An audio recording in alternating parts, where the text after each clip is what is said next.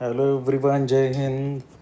मैं हूँ doctor Prashant Jagta, former assistant commandant CISF and one of the top educators on Unacademy platform and the director of CAPF Pathfinders Pune and New Delhi.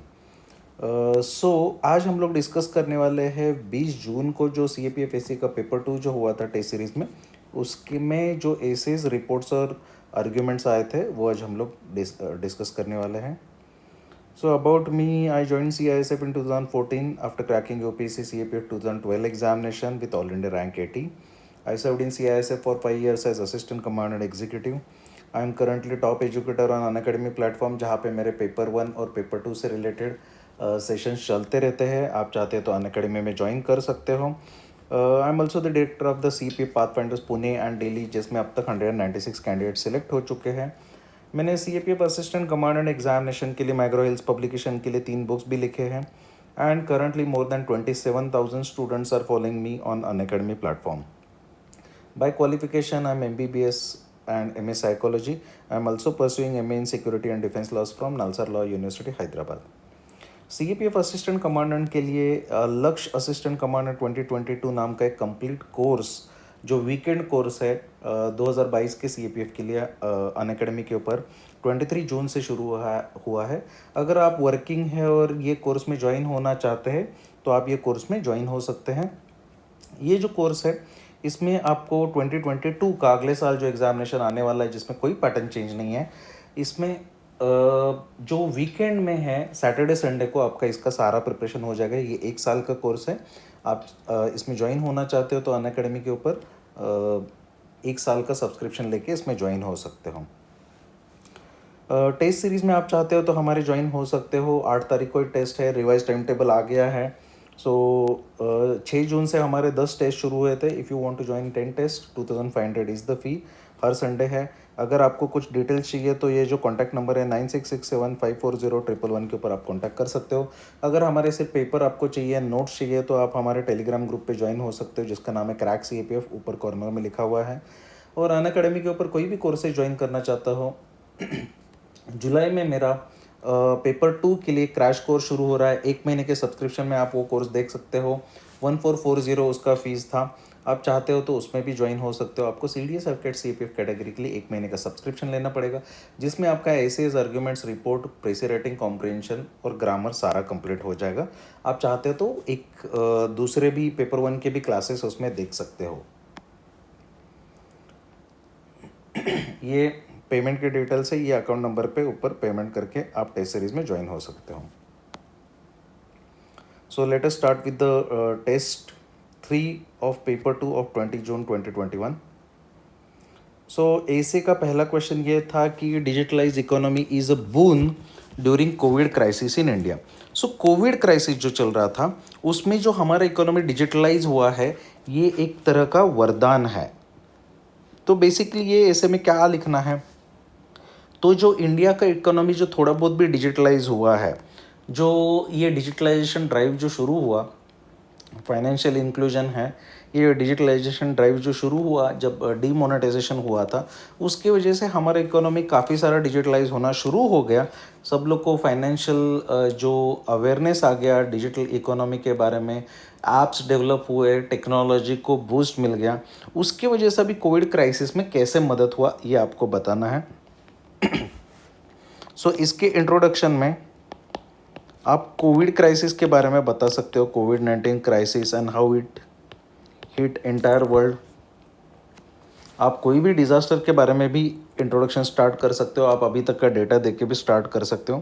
इसके body में basically आपको जो लिखना है, पहली चीज़ तो बैकग्राउंड में आपको लिखना है, आप लिख सकते हो कि Covid crisis and its impact on world. क्या क्या हो गया, जैसे कि लॉकडाउन्स हो गए, बहुत सारे लोग मरना शुरू हो गया, इकोनॉमी कोलैप्स होना शुरू हो गया। इसके साथ साथ लॉकडाउन के साथ एक्चुअली एक्सेसिबिलिटी हर एक चीज़ से कम हो गया, इन्फॉर्मेशन कम होना शुरू हो गया, और इसका इंडिया के ऊपर का भी इम्पैक्ट। ठीक है, इसके साथ साथ आप इसमें ये भी जोड़ सकते हो 2016 में हमारे प्रधानमंत्री नरेंद्र मोदी जी ने जो डीमोनेटाइजेशन किया था, उसकी वजह से जो इंडिया में डिजिटलाइजेशन ड्राइव चला, इकोनॉमिक डिजिटलाइजेशन ड्राइव चला, जिससे जैम, ट्रिनिटी आ गया, जनधन, आधार, मोबाइल, इसको आप इसके साथ जोड़ सकते हो और आप बता सकते हो पेटीएम जैसे बहुत सारे वॉलेट्स और एप्लीकेशंस डेवलप हो गए, भारत क्यूआर कोड, रूपे और जो यूपीआई, यूनिवर्सल पेमेंट इंटरफेस, ये जो चीज़ें शुरू हुई, इसके साथ साथ पिछले 4 साल में बहुत सारे लोगों को ये चीज़ें पता चल गई, ये स्मार्टफोन्स आ गए, इंटरनेट का ये हो गया। दिस इज़ द बैकग्राउंड जो कोविड-19 क्राइसिस में क्या क्या किया। तो इसके एडवांटेजेस, डिजिटलाइजेशन ड्राइव के advantages, how it is born, how it was helpful, कैसे हेल्पफुल हुआ, एम्प्लॉयमेंट कहाँ पे मिल रहा है, लॉकडाउन कहाँ पे है, क्या क्या चीज़ें ओपन है, क्या क्या चीज़ें बंद है, ये करने से लेके आप हर एक चीज़ में, जैसे एटीएम में पैसा नहीं है, बैंकिंग सिस्टम ठीक से चल नहीं रहा है, कैश ट्रांजैक्शन अलाउड नहीं है, अपने सेफ्टी और सिक्योरिटी को ध्यान में रखते हुए आप एटीएम से हर बार पैसा निकाल सकते हो, ऐसा नहीं है। जो सोशल डिस्टेंसिंग पाल के, कोविड के सारे नॉर्म्स को फॉलो करके विदाउट टच आप पेमेंट जो कर सकते हो, इसका ये सबसे बड़ा फ़ायदा हुआ, जिससे कि आपके बैंक अकाउंट्स आपके पेमेंट इंटरफेस से जुड़ गए, जिससे क्या है हर किसी को एक्सेसिबिलिटी ईजी हो गया। ईज, एक्सेसिबिलिटी, इंफॉर्मेशन अवेलेबल हो गया, लॉज, नॉर्म्स के बारे में पता चला, सेफ्टी, सिक्योरिटी के साथ ट्रांजैक्शन करना पॉसिबल हो गया विदाउट टेकिंग एनी रिस्क। किसी को भी नीडी को फटाक से बैंक में गए बिना पैसे ट्रांसफ़र करना इजी हो गया। ये इसके इंडिया में एडवांटेज हो गए। So what are the limitations, इसके आगे आपको लिखना पड़ेगा लिमिटेशंस क्या है। इंडिया में डिजिटलाइजेशन ड्राइव तो हुआ, सब कुछ हो गया, लेकिन ये लिमिटेड है। रिमोट एरियाज़ में पहुंचा नहीं है, पुअर लोगों के पास स्मार्टफोन नहीं है, आधार लिंक करने से फ्रॉड भी बहुत ज़्यादा बढ़ गए हैं। तो ये इसके लिमिटेशन से सारी जनता तक पहुंचा नहीं, फाइनेंशियल इंक्लूजन हुआ नहीं है, इंटरनेट नहीं है, बेसिक इंफ्रास्ट्रक्चर नहीं है, स्मार्टफोन्स नहीं है। तो ये इसका लिमिटेशन है, जिसकी वजह से बहुत सारे लोगों के पास इसका जो फ़ायदा है कोविड के टाइम पे वो पहुंच नहीं पाया। इवन सरकारी योजनाएं भी है, उसके भी सारी की सारी चीज़ें हर किसी के पास पहुंचता नहीं है। सो वे फॉरवर्ड में आप लिख सकते हो कि क्या करना चाहिए। फर्दर मोर सजेशंस, इसको और प्रमोट करना चाहिए, अवेयरनेस क्रिएट करना है, प्रमोशन क्रिएट करना है, अवेयरनेस क्रिएट करना है, मीडिया का सहारा लेना चाहिए, रिसर्च एंड डेवलपमेंट को इंसेंटिवाइज करना चाहिए, ये इंडस्ट्री को प्रमोट करना चाहिए, इसमें स्टैंडर्डाइजेशन करना चाहिए, मिनिमम चार्जेस होने चाहिए इसमें ट्रांसफ़र के। ये सब चीज़ें करके हम लोग जो सभी लोगों तक पहुंचाना, फाइनेंशियल इंक्लूजन, ये क्लियर जाना चाहिए लॉन्ग टर्म में, जो सिर्फ ना ही सिर्फ कोविड को, लेकिन कोविड के बाद हमारी इकोनॉमी को भी जल्दी से उभरने के लिए मदद करेगा।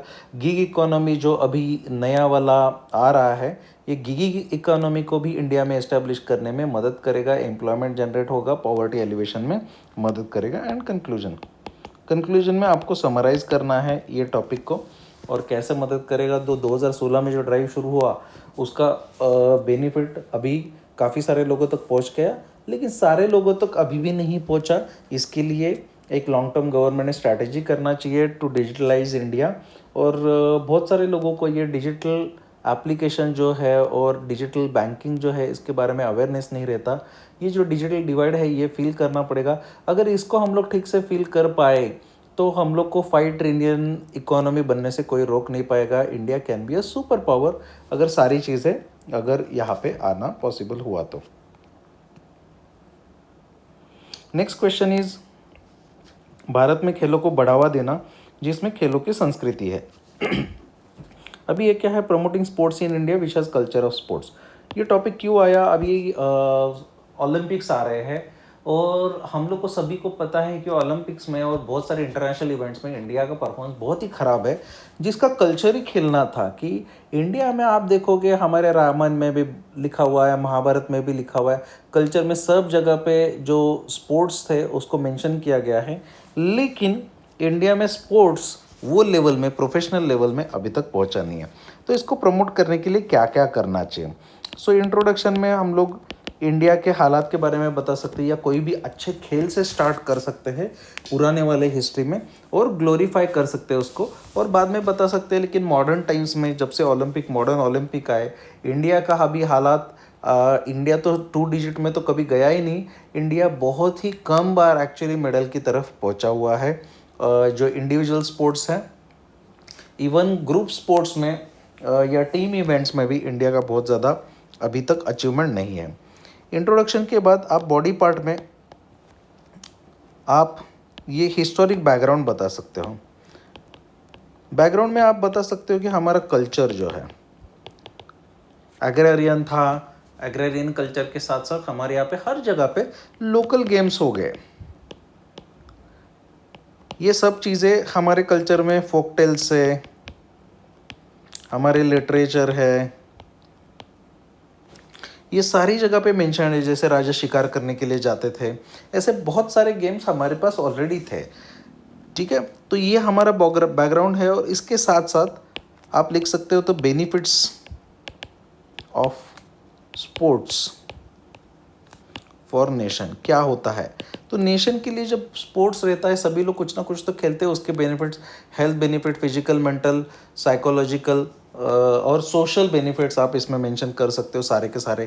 कि टीम वर्क होता है, लीडरशिप स्किल्स डेवलप होता है, कोऑर्डिनेशन सीखते हैं, फिजिकल फिटनेस आता है, स्टैमिना, एंड्योरेंस डेवलप होता है, बीमारियां दूर रहती है, इम्यूनिटी अच्छा रहता है। ये सब सारी चीज़ें मेंशन कर सकते हो, इससे इफिशियंसी बढ़ता है।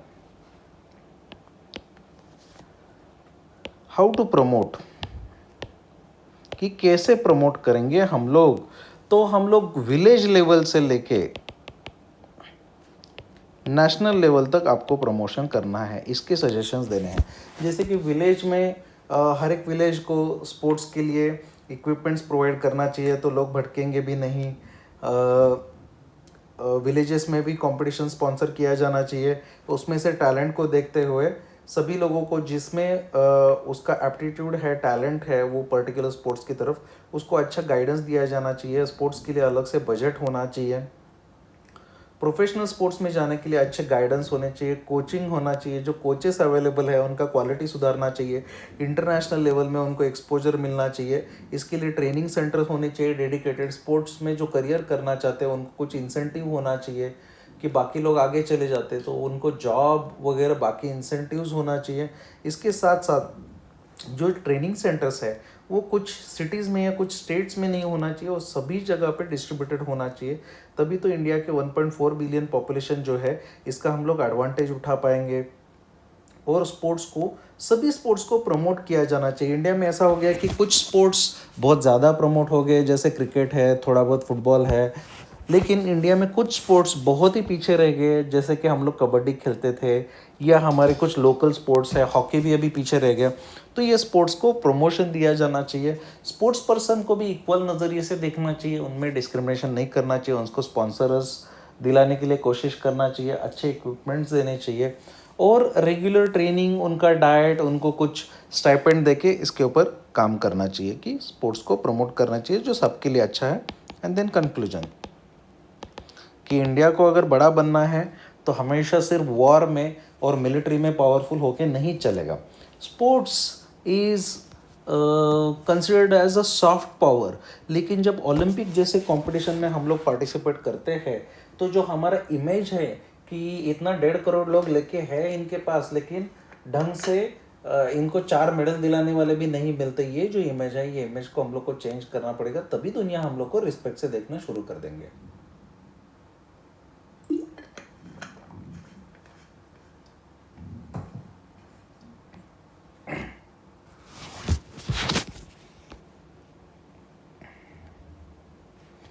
Third question is, marriage age needs to be increased to control population. This is about India. So India में marriage age population control, this topic is about particular about population, लेकिन आपको यहाँ पे स्पेसिफिक पूछा है marriage as increase करने के advantages. सो आपको वही करना पड़ेगा. इंट्रोडक्शन में आप डेमोक्रेसी के बारे में बात कर सकते हो. इंट्रोडक्शन में आप बता सकते हो India is mother of all civilisations वगैरह वगैरह. आप मार्क ट्वेन से स्टार्ट कर सकते हो. इंडिया हिस्ट्री डेस्टिनेशन स्टार्ट कर सकते हो, या नेशनल पॉपुलेशन पॉलिसी 1951 से भी स्टार्ट कर सकते हो, या बता सकते हो सिंपली इतना बड़ा बड़ा देश है, 140 करोड़ 138 करोड़ पॉपुलेशन है इसका, लेकिन रिसोर्सेज बहुत ही कम होने की वजह से ये पॉपुलेशन का कुछ प्रॉब्लम्स भी है, कुछ एडवांटेजेस भी है.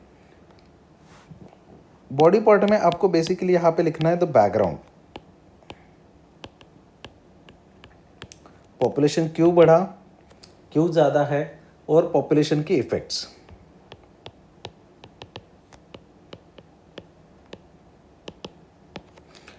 क्योंकि पॉवर्टी ज़्यादा था, अनएम्प्लॉयमेंट था.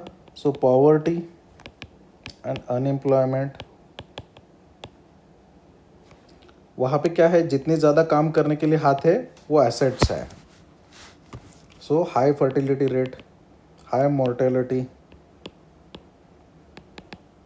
which ultimately leads to high fertility rate.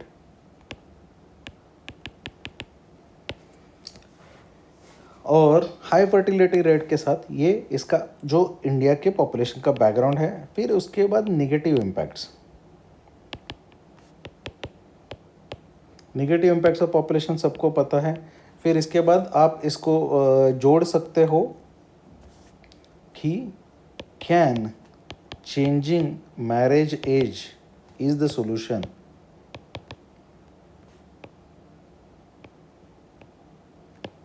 Control population.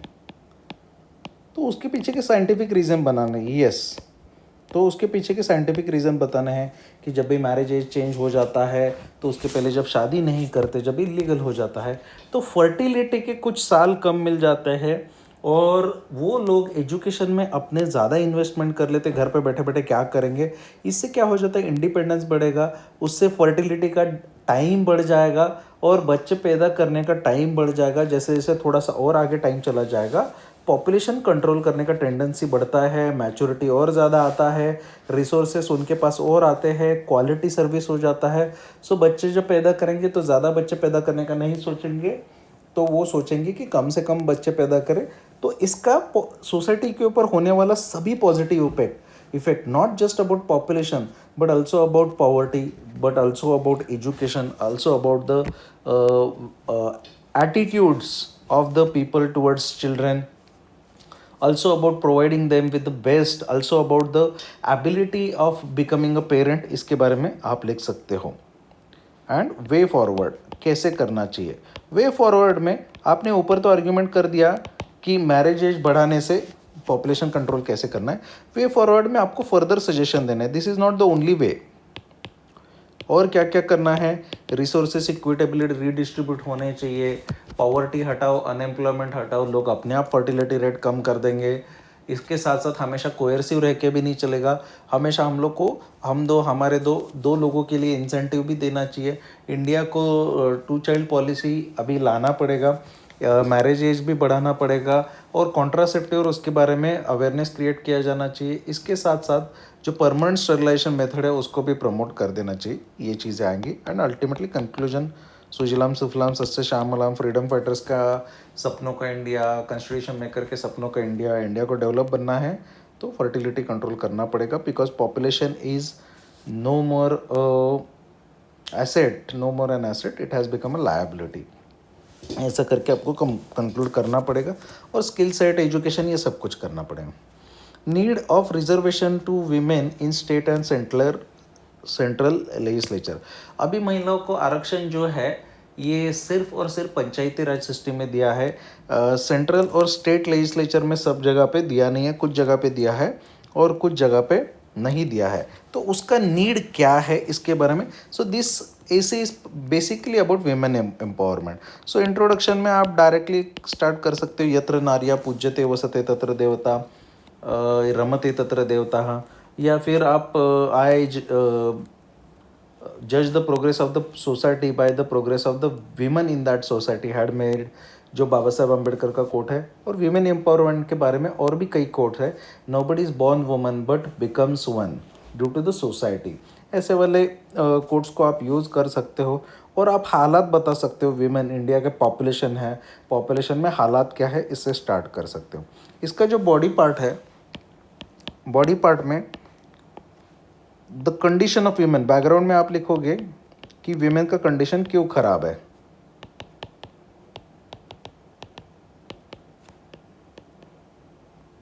वो पुअर क्यों है, इसका हिस्टोरिकल बैकग्राउंड जिसमें कल्चर रहेगा, पैट्रियार्की रहेगी, प्रेजुडाइसेस है, स्टीरियोटिपिकल बिहेवियर है, women are considered as properties even though we worship them, but घर में उनको ध्यान नहीं दिया जाता है, उनको डिस्क्रिमिनेट किया गया, प्रॉपर्टी उनके नाम पे कभी नहीं किया गया, इकोनॉमिक रिसोर्सेज कभी नहीं दिए, एक्चुअल डिसीजन मेकिंग में उनको कभी सहारा नहीं दिया, रिसोर्सेज उनके साथ शेयर कभी नहीं किए गए, they were always considered as property of their men. इसके साथ साथ इनका रिप्रेजेंटेशन कोई भी चीज़ों में कहीं पे भी नहीं था। So this is basically the background. इसके वजह से, ये सब बैकग्राउंड की वजह से आने वाले effects,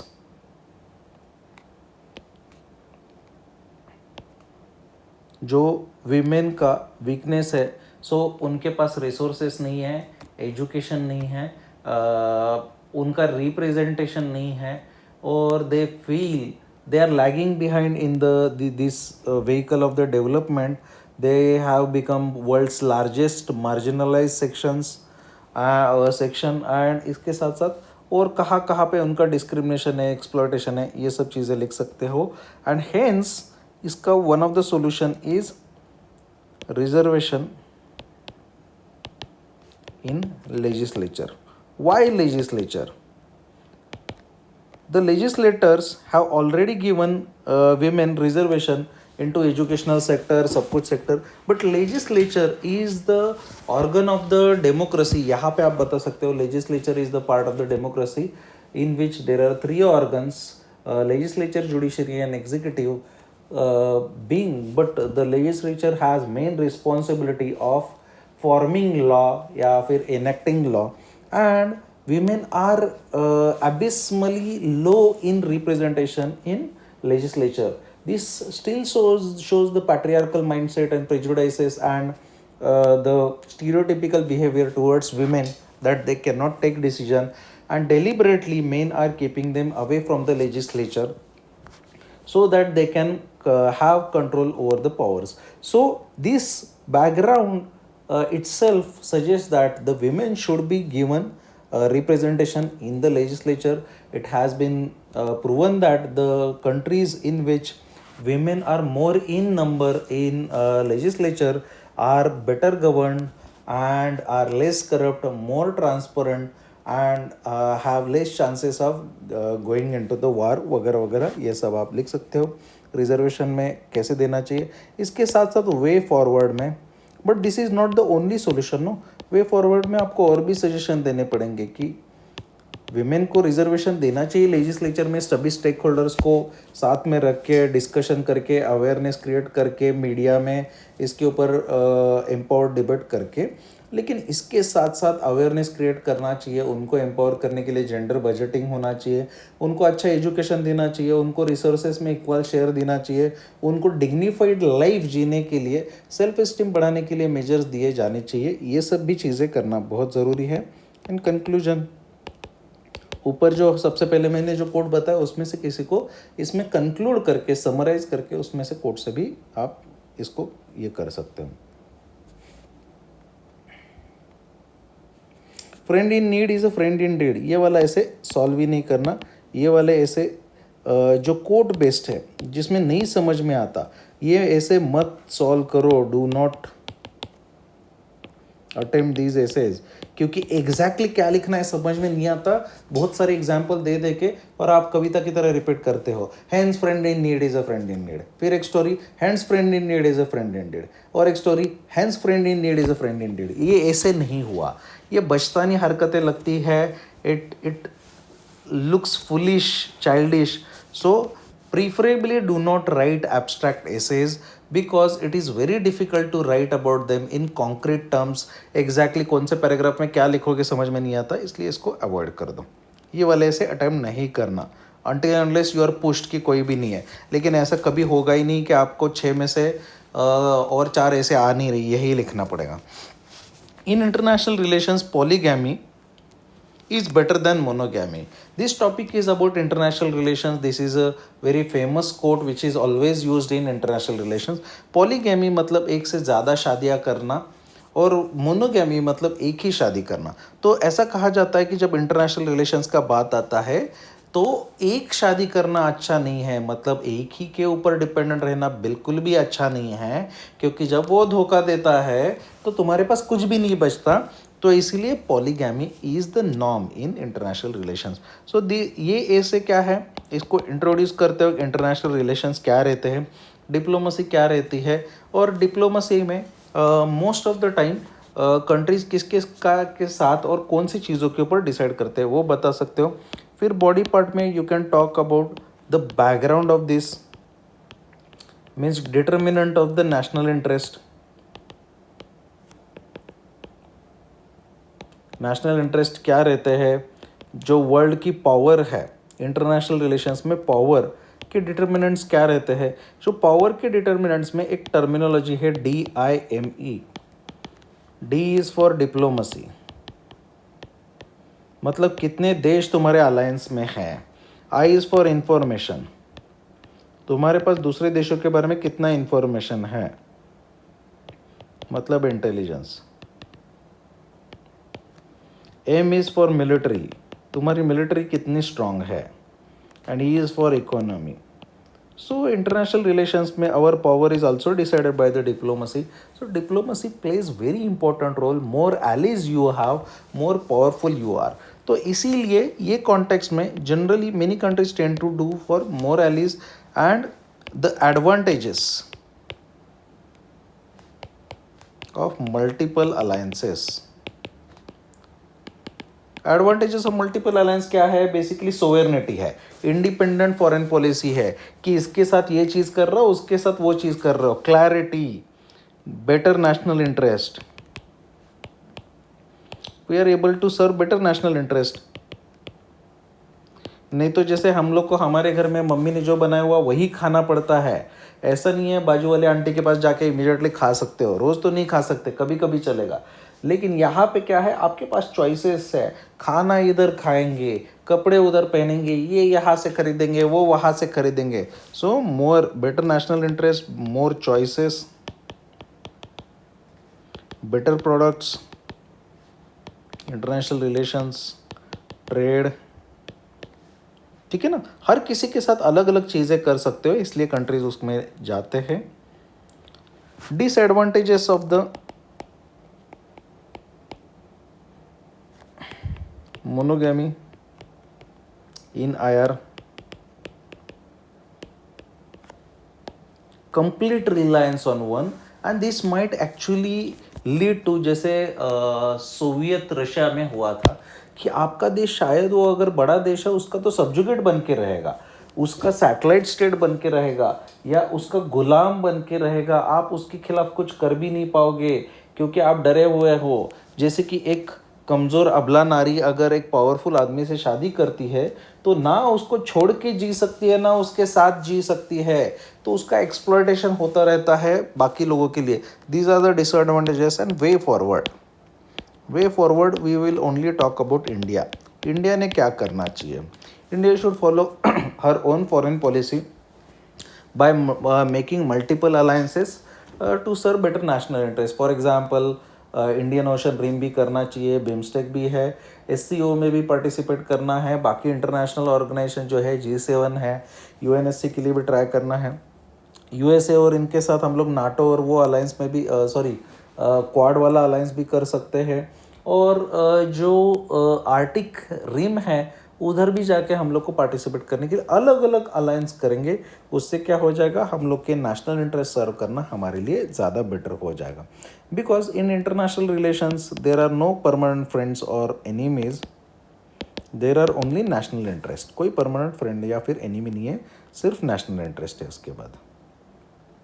argument, India should follow peaceful path of Buddha then path of Chanakya. इसको अच्छे से इंट्रोड्यूस कर दो, बुद्धा कौन थे, चाणक्य क्या था। फिर फॉर में आपको बताना है कि वाई बुद्धा, क्योंकि इंडिया इससे पीस मिलेगा, बुद्धा ने पीस लाया है, नॉन वायलेंस, लेस एग्रेशन,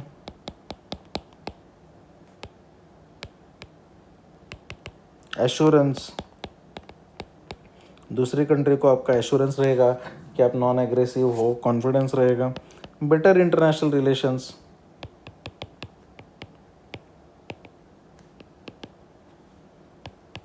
कि जब ये ही नहीं है तो सिर्फ मिलिट्री वाला चीज़ें नहीं रहेगा, बेटर कोऑपरेशन, ये वाली चीज़ें करके बहुत सारे countries already easier to settle disputes.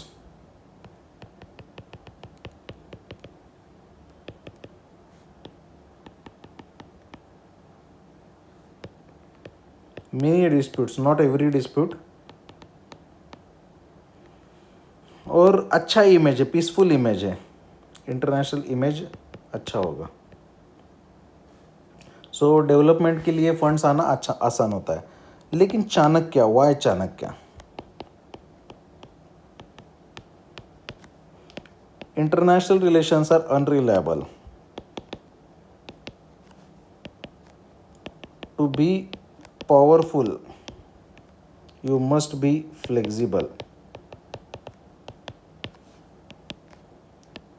You cannot completely, many countries are aggressive, many countries are unpredictable.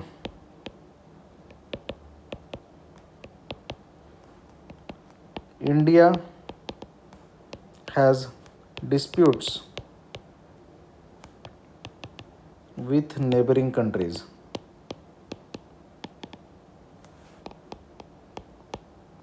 Which has led to 4 wars.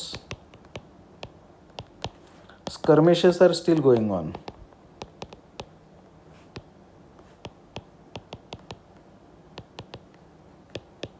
सो चाणक्य का रास्ता जो है, जो अलर्ट रहने वाला रास्ता है, डिस्गाइज वाला रास्ता है, दूसरे के सामने सारे कभी भी पत्ते ना खोलने वाला रास्ता है, वही ज़्यादा अच्छा है। इसको कंक्लूड कर सकते हैं, India should follow the good mixture of good blend of Buddha and Chanakya, both were the thinkers of the modern, the thinking and thoughts of the both thinkers are relevant in today's world. So जिसके साथ India के अच्छे relationship है, reliable relationship है, जैसे भूटान है, उनको हम लोग पंचशील फॉलो करना चाहिए, उनके साथ हम लोग ने गुजराल डॉक्ट्रिन फॉलो करना चाहिए। लेकिन जो कंट्रीज़ इंडिया के खिलाफ कुरापाते कर रहे हैं, उसके लिए हम लोग को चाणक्य ने जैसे बताया वैसे हर एक चीज़ के लिए तैयार भी रहना चाहिए। This should be a balanced conclusion. इसके बाद crypto currency should be legalised in India. So introduction में आप क्रिप्टो करेंसी क्या है वो बता सकते हो। फॉर में वाई लीगलाइज्ड, क्यों लीगलाइज करना चाहिए। एक तो प्रोस्पेक्ट है, दूसरा है फ्यूचर टेक्नोलॉजी है, तीसरा है इससे फॉरेक्स अर्न करने में मदद मिल सकता है, चौथा many countries have already legalise.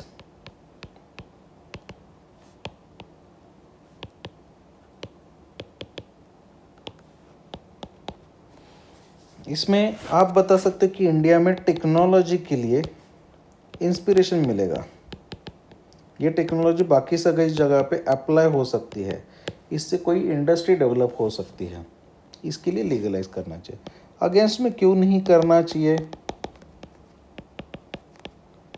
Completely unreliable, unregulated, there is a chances that it will be misused,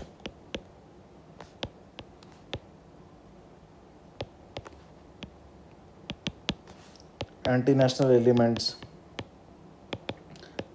जैसे कि टेरर फंडिंग के लिए यूज़ किया जाएगा। फ्रॉड होने के चांसेस है, चीटिंग होने के चांसेस है इसमें बहुत ज़्यादा। इसके साथ साथ इसका इंडियन इकोनॉमी के ऊपर क्या इफेक्ट होगा एग्जैक्टली पता नहीं है। So it might have negative impact on our formal economy.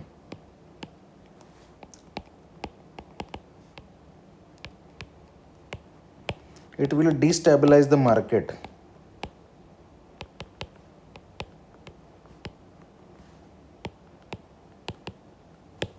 इसलिए नहीं है। सो बैलेंस करना है, इसके ऊपर स्टडी करना चाहिए, गवर्नमेंट ने डिसाइड करना चाहिए। तो बाकी क्रिप्टो करेंसी को अलाउ करे नहीं करे, government can start her own crypto currency that can be used. खुद ही नया आरबीआई क्रिप्टो करेंसी लेके आ जाए और उसके ऊपर काम करना शुरू कर दे। Report prospect of the national nano technology very straight forward topic है। इंट्रोडक्शन में नैनो टेक्नोलॉजी क्या है, बॉडी में आप बता सकते हो कि एडवांटेजेस, प्रॉस्पेक्ट्स, एंड इसके बाद आप बता सकते हो कि नैनो टेक्नोलॉजी के लिए इसके ये प्रॉस्पेक्ट्स को हम लोग कैसे यूज़ करें। प्रमोट करना चाहिए और रिसर्च एंड डेवलपमेंट होना चाहिए।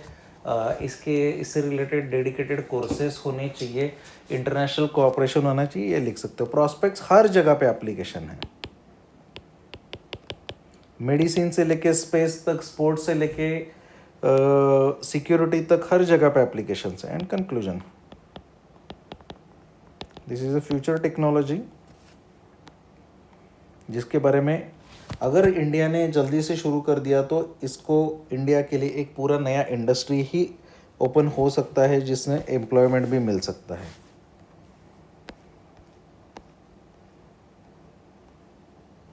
दूसरा है rising cyclone frequency in India. अभी आपने देखा होगा कि इंडिया में साइक्लोन का फ्रिक्वेंसी बहुत ज़्यादा बढ़ रहा है, इसके ऊपर रिपोर्ट है। सो इंट्रोडक्शन में आप रिसेंटली आए हुए एग्जाम्पल से आप स्टार्ट कर सकते हो। फिर इसके बाद आप बता सकते हो कि बैकग्राउंड या फिर डिटेल्स कि साइक्लोन्स क्या रहते हैं, जो ज्योग्राफी में पढ़ा है। साइक्लोन्स क्या है, सुपर साइक्लोन्स क्या है, ट्रॉपिकल साइक्लोन्स क्या है, ठीक है। उसके बाद आप बता सकते हो कि निगेटिव इफेक्ट्स ऑफ साइक्लोन्स, जो डिस्ट्रक्शन वगैरह है वगैरह वगैरह। वाई राइजिंग, बढ़ क्यों रहे हैं, तो ग्लोबल वार्मिंग, क्लाइमेट चेंज, इसके बारे में आपको बताना पड़ेगा मेनली। और इसके बाद आपको इसके सॉल्यूशंस, ग्लोबल वार्मिंग और क्लाइमेट चेंज के सॉल्यूशंस और ज़्यादा रिसर्च डेवलपमेंट करना चाहिए, सेंसर्स बिठाने चाहिए। पहले ही हम लोग अर्ली वार्निंग दे दे तो अच्छा रहेगा। डिज़ास्टर मैनेजमेंट जो मशीनरी है उसको और रोबस्ट करना पड़ेगा। अभी सिर्फ साइक्लोन से नहीं, सब कुछ बढ़ रहा है। ये सारी चीज़ें आप लिख सकते हो। एंड देन कंक्लूजन, सबसे लास्ट में आप रिसोर्सेज बता सकते हो। IMD, prime minister Narendra Modi ji, इससे बात स्टार्ट कर, ये कर सकते हो, एंड कर सकते हो, ठीक है। तो इसके लिए आज के डिस्कशन में इतना ही। टेलीग्राम चैनल में मैंने सारे नोट्स ऑलरेडी शेयर कर दिए हैं। आपके से रिलेटेड मैंने previous year topics, solve topics, arguments, report, precis comprehension, जितना भी स्टडी मटेरियल है पांडा वाला, जिसमें जो एक्सपेक्टेड हॉट टॉपिक्स है सारे दिए हैं। आपको अगर लिखने में दिक्कत आता है तो you can attend my free sessions on Unacademy platform. आपको अभी भी क्लैरिटी नहीं है कि क्या लिखे, कैसे लिखे, अगले महीने से अनअकैडमी के ऊपर 7 तारीख से मेरा नया कोर्स भी लॉन्च हो रहा है। ये कोर्स में स्पेक्ट्रम नाम का ये कोर्स है, इसमें 1 महीने के सब्सक्रिप्शन में आप ज्वाइन भी कर सकते हो। इसमें इन्फॉर्मेशन भी मिलेगा, या फिर फ्री सेशंस में भी आपको इसके बारे में जो पेपर 2 है इसके बारे में और क्लैरिटी आ जाएगा। लेकिन आप लोग जो सबसे बड़ी गलती जो करते हो, आप ये वीडियो बहुत बढ़िया से देखते हो, आप अपने जो सॉल्व किए हुए पेपर ही बहुत बढ़िया से देखते हो, लेकिन आप फिर से लिखते नहीं हो and you keep on repeating same mistakes. आप स्ट्रक्चर ही नहीं बनाते, आप डायरेक्टली लिखना शुरू कर देते हो और same same same mistake repeat करते हो।